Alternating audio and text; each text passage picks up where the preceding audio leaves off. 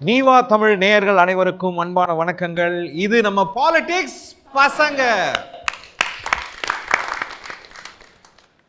பசங்க நிகழ்ச்சியை ஆரம்பிச்ச போது இளைஞர்கள் ஒரு புதிய அலையா அரசியலுக்குள்ள நுழையலாமா வேணாமா தெரிஞ்சுக்கலாமா கூடாதா அப்படிங்கிற ஒரு பார்வையில் இருந்தபோது பாலிடிக்ஸ் பசங்க ஆரம்பித்தோம். இன்னைக்கு இளைஞர் அலை இல்லை, அப்படியே அலைக்கடல் என திரண்டு இளைஞர்கள் அரசியலுக்குள்ள எல்லாத்தையுமே ஆர்வமாக பார்க்க ஆரம்பிச்சிட்டாங்க.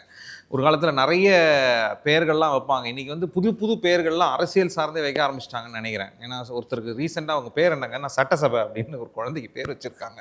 ஸோ அந்த அளவுக்கு சட்டசபையெல்லாம் ஆர்வமாக பார்க்குற அளவுக்கு மக்கள் கிளம்பியிருக்காங்க. நீங்கள் இன்றைக்கி பாலிடிக்ஸ் பசங்க நிகழ்ச்சியில் வந்ததுக்கு ரொம்ப மகிழ்ச்சி. அதோட இன்றைக்கி நம்மளுடைய சிறப்பு அழைப்பாளர் மேம் வந்திருக்காங்க. அவங்க ஒவ்வொரு வாட்டியும் நீவா தமிழில் அரசியல் குறித்தும் இளைஞர்கள் குறித்தும் ஊடகம் சார்ந்த பார்வையாக பல விஷயங்களை இன்றைக்கி வச்சுருக்காங்க.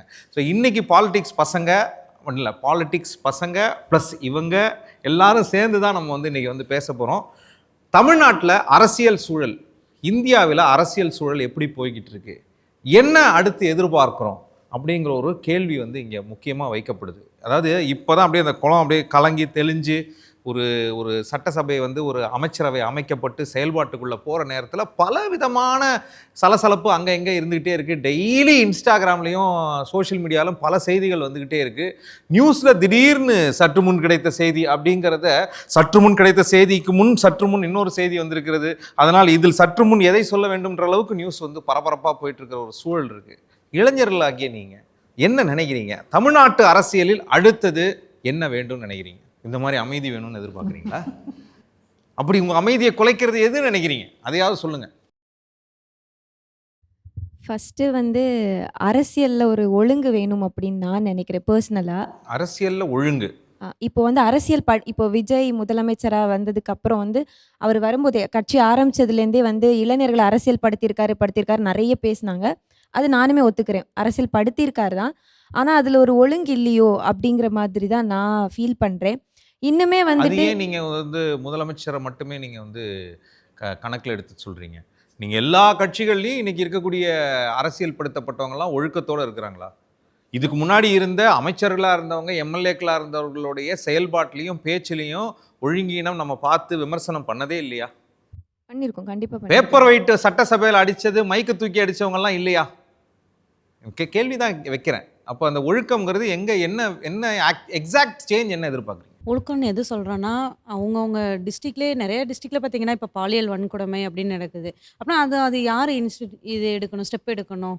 ஸோ அந்த தொகுதியில் இருக்கிற எம்எல்ஏ, மினிஸ்டர்ஸ்னு பொறுப்பு கொடுத்துருக்காங்க. அவங்களே இப்போ வரைக்குமே எந்த ஸ்டெப்புமே எடுக்கலை. இல்லை, எனக்கு புரியல. இப்போ பாலியல் வன்கொடுமை நடக்குது, ஒரு டிஸ்ட்ரிக்ட் கொடுத்துருக்காங்க. இது என்ன சடங்கா? மாவட்ட வாரியாக நாங்கள் இந்த மாதிரி வன்கொடுமையெல்லாம் செய்வோம் அப்படிலாம் கிடையாதுங்க. குற்றங்கள் அங்கங்கே நடக்குது.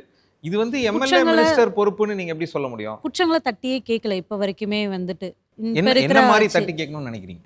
அவங்களுக்கு எதனா ஆக்ஷன் எடுத்து இப்போ பார்த்தீங்கன்னா, தூத்துக்குடி மாவட்டத்தில் ஒரு இன்சிடென்ட் நடந்தது. அவங்களுக்கு இப்போ கரண்ட்டாக பார்த்தீங்கன்னா, தூக்கு தண்டனை கொடுத்துருக்காங்க. ஸோ இதை மாதிரி பண்ணால் நெக்ஸ்ட் ஸ்டேஜில் பெண்களுக்கு பாதுகாப்பு இருக்கும். எதுவுமே ஆக்ஷன் எடுக்காமல் இருக்கிறாங்க இப்போ இருக்கிற கவர்மெண்ட் இல்லை, நடவடிக்கை எடுக்கிறதுக்கும் பெண்களுடைய பாதுகாப்புக்கும் என்ன சம்பந்தம்? தூக்கு தண்டனை கொடுக்கறதுக்கும் பெண்களுடைய பாதுகாப்பு. இப்போ கரண்ட்டாக பார்த்தீங்கன்னா, நிறைய நியூஸ் இப்போ ஆட்சிக்கு இப்போ 2 மாதம் ஆகுது. ஸோ இதில் பார்த்தீங்கன்னா, அவ்வளோ கேசஸ் இருக்குது.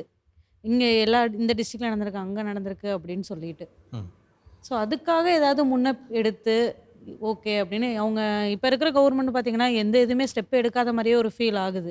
ஓகே, நீங்கள் ஒரு பாயிண்ட் வச்சுருக்கீங்க. ஆட்சிக்கு கொஞ்ச நாள்லேயே இவ்வளோ கேசஸ் வெளிப்படுது அப்படிங்கிற ஒரு பாயிண்ட் சொல்கிறாங்க. என்ன நடவடிக்கை இந்த குறையும் இல்லாமல் நிறைய பிரச்சனைகள் இப்போ கரண்ட் பிரச்சனை, மக்கள் ரொம்ப அவதிப்படுறாங்க.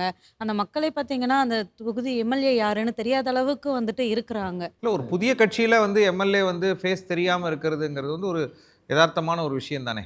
ஸோ அது நெக்ஸ்ட் டே அவங்க விசிட் பண்ணி ஓகே நாங்கள் இதை சரி பண்ணுறோம் அப்படின்னு அவங்க ஒரு சொல்யூஷன் கொடுக்கல. இப்போ இருக்கிற மக்கள் பிரச்சனைகளை தான் ஃபேஸ் பண்ணிக்கிட்டு இருக்காங்களே தவிர்த்து அதுக்கான சொல்யூஷன் எதுவுமே கிடைக்காம இருக்குது இப்போ இருந்த கவர்மெண்ட்டை நீங்கள் சொல்கிறது பார்த்தா அங்கே இருக்கக்கூடிய அரசியல் தலைவர்கள், குறிப்பாக எம்எல்ஏ, மினிஸ்டர்ஸ் மாதிரி ஆட்கள் மக்களோட இன்னும் நிறைய கனெக்ட் ஆகி இறங்கி வேலை செய்யணும் அப்படிங்கிறீங்க.